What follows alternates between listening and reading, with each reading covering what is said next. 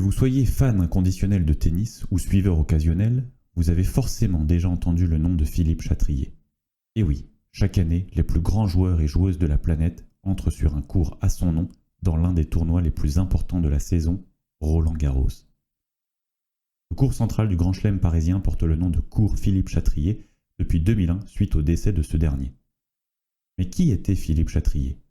Joueur de tennis, journaliste, capitaine de Coupe Davis, président de club, de la FFT et l'ITF, membre du CIO, durant toute sa vie, il a œuvré pour le sport et plus particulièrement le tennis, étant un acteur majeur de son évolution et de sa révolution, l'amenant au visage qu'on lui connaît aujourd'hui.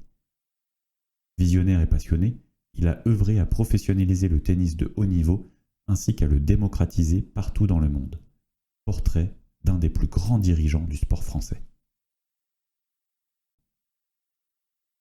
Philippe Chatrier naît le 2 février 1928. Comme un symbole, c'est cette même année que le stade Roland-Garros fut construit pour accueillir les matchs des 4 mousquetaires. Son père, Pierre, était passionné de sport et de voitures. C'est lui qui ramenait au jeune Philippe l'exemplaire quotidien du Petit Parisien pour qu'il puisse dévorer les pages sport.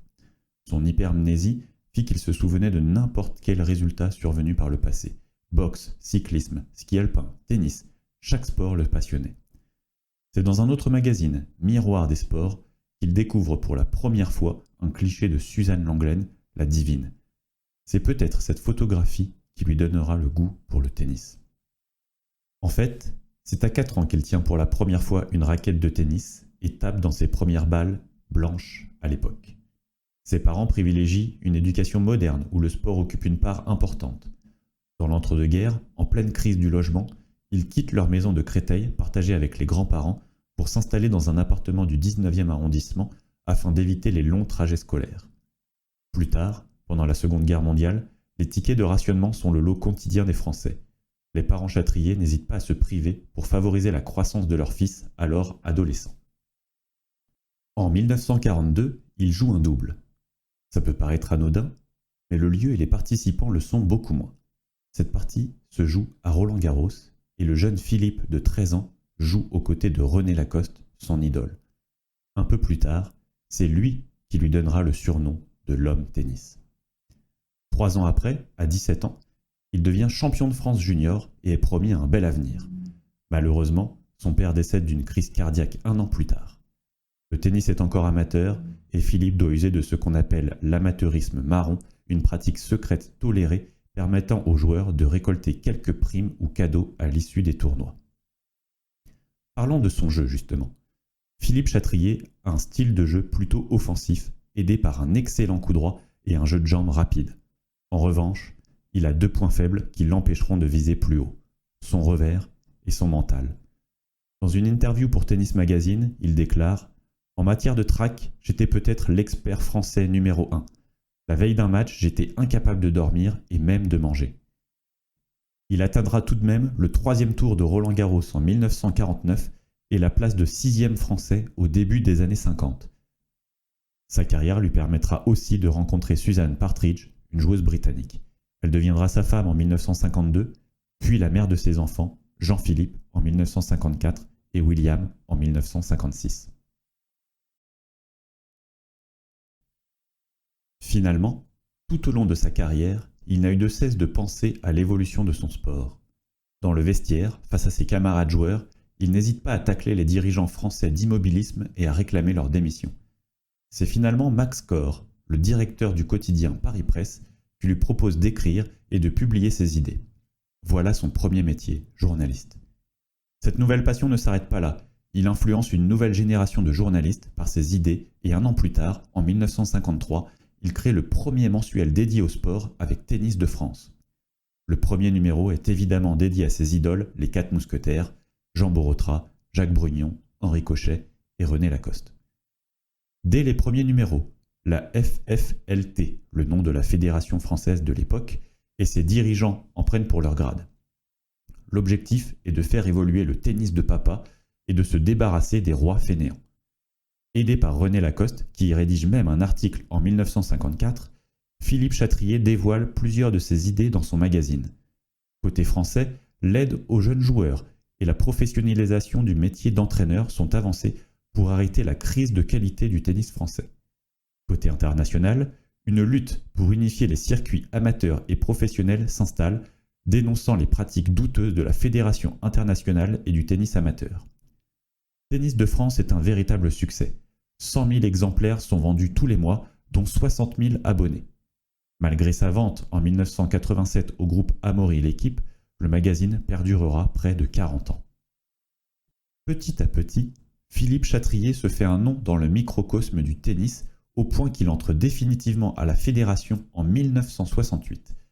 S'étant tout de même fait quelques ennemis, il laisse son ami Marcel Bernard, bien plus populaire, à la présidence et devient donc vice-président. Mais les idées défendues et appliquées sont bel et bien les siennes. 4 ans plus tard, il est élu président. Il ne quittera plus ce poste jusqu'en 1993. Son credo ?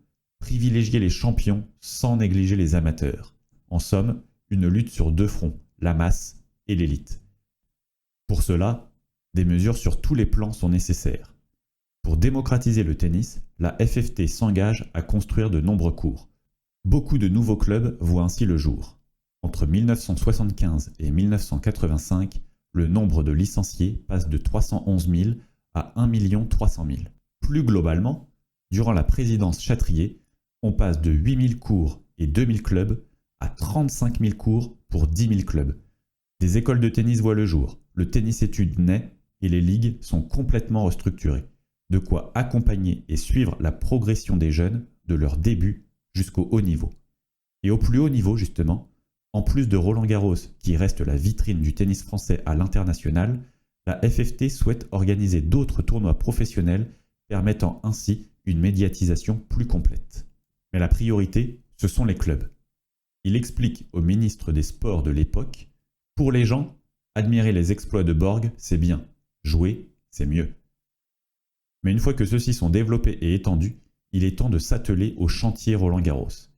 Philippe Chatrier arrive à la fédération en 1968, l'année où les grands chelems deviennent open. Roland-Garros 68 est donc un véritable tournant dans son histoire. Professionnels et amateurs vont s'affronter. Plus important encore, le tennis est encore réservé à une classe bourgeoise et l'accès aux tribunes du grand chelem parisien est quasi impossible. Sauf que Roland-Garros 68 rime avec mai 68. Les Français sont en grève et, pour occuper leur journée, ils se déplacent en masse porte d'Auteuil. Le tournoi est une véritable fête populaire. Les tribunes sont pleines et une ambiance particulière y règne. C'est une réussite. Les Français découvrent le tennis et ses stars, Rod Laver, Ken Rosewall, Billie Jean King.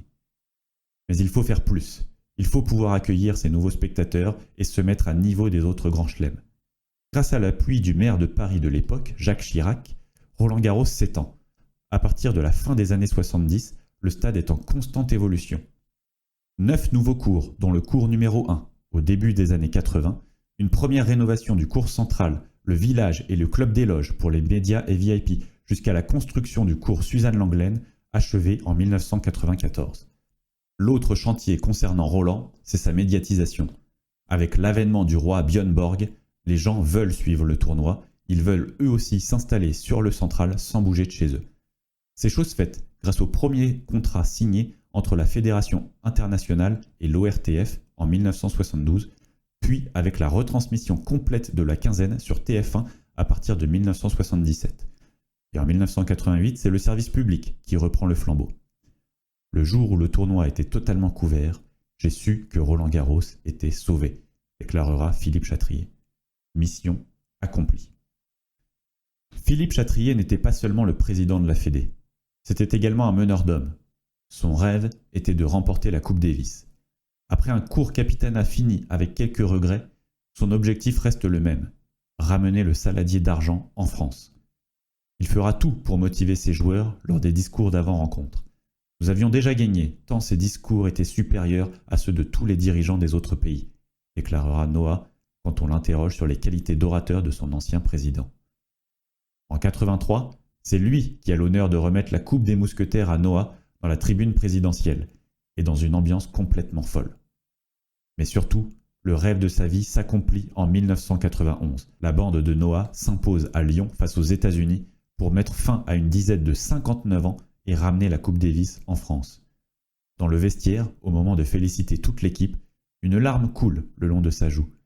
Une mission de près de 50 ans s'achève, il peut quitter ses fonctions, l'esprit tranquille.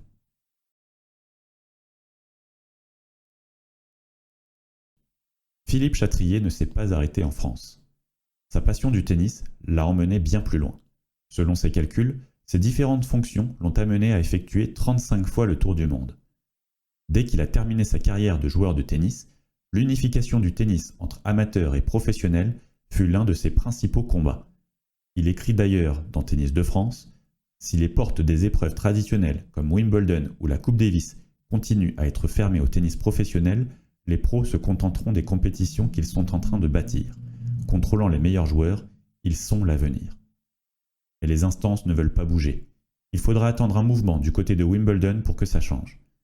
Philippe Chatrier n'en est d'ailleurs pas loin, puisque c'est dans son magazine Tennis de France que Hernan Davis, le président du club de Wimbledon, annonce que le Grand Chelem sur gazon sera ouvert à tous, amateurs et professionnels, dès l'année suivante. L'opération est un succès, et c'est l'effet domino. Les fédérations doivent voter l'arrêt des distinctions entre amateurs et professionnels. Le premier tournoi Open a lieu en avril 1968 à Bournemouth, et quelques semaines plus tard, Roland-Garros a eu le succès expliqué plus tôt. C'est juste après que Philippe Chatrier et ses équipes entrent à la FFT au moment de la plus grande révolution du tennis mondial, le début de l'ère Open. Pour gérer tout cela, l'ATP, Association of Tennis Players, est créée en 1972. C'est cette association qui régit les tournois au calendrier et plus tard créera le premier classement officiel. Mais d'autres instances tentent encore d'attirer les meilleurs joueurs pour les faire jouer dans les tournois et circuits parallèles. C'est ainsi que la WTT, la World Tennis Team, vit le jour. Il s'agissait en fait d'une compétition nord-américaine par équipe, fonctionnant un peu sur le principe de la NBA, avec des franchises réparties en conférences et regroupant certains joueurs payés grassement pour participer à ces intervilles. Parmi eux, Billie Jean King, Chris Evert, Jimmy Connors, Ken Rosewall, Rod Laver, Roy Emerson et même Ilie Nastase et Björn Borg. En plus de la mixité des équipes, le but était de faire évoluer, si ce n'est bouleverser, les règles du tennis. S'étant battu pour l'unification des circuits amateurs et professionnels, Philippe Chatrier ainsi que d'autres dirigeants dont Kramer, le président créateur de l'ATP, ne voient pas d'un très bon œil ce genre de création. Cela va à l'encontre de ce pourquoi ils se sont battus. Philippe Chatrier prend alors la décision, risquée et décriée, d'interdire Roland-Garros à tout joueur ou joueuse participant à la WTT.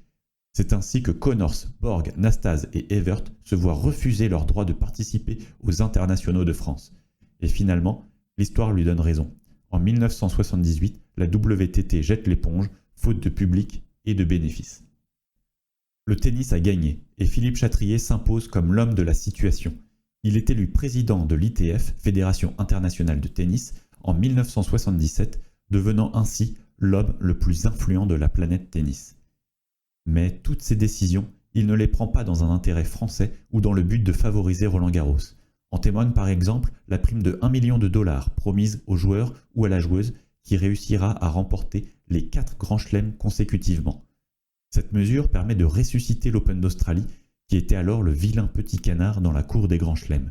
Opération réussie puisque les meilleurs joueurs rejouent l'Australienne et Martina Navratilova remporte la prime.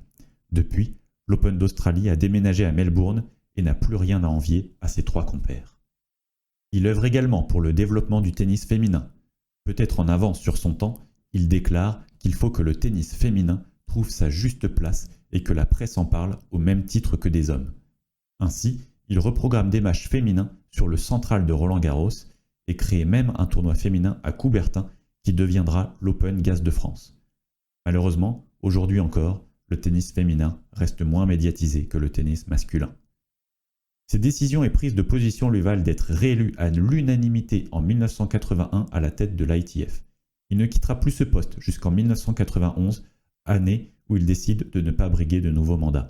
Il sera resté 15 ans à la tête de l'organisme suprême du tennis. FFT, ITF, il ne reste finalement plus qu'un organisme dans lequel il n'a pas mis les pieds, le Comité international olympique. Alors président du Conseil professionnel en 1979, il milite pour la réintroduction du tennis aux Jeux olympiques. C'est ainsi qu'en 1981, il obtient peut-être une de ces victoires qui le rendra le plus fier, la réintroduction du tennis au programme olympique, en tant que sport de démonstration en 1984 à Los Angeles, puis en tant que discipline à part entière en 1988 à Séoul. Ce bras de fer remporté lui permet certainement de devenir membre du CIO en 1990. Il est d'ailleurs vu alors comme le successeur désigné de Juan Antonio Samaranch.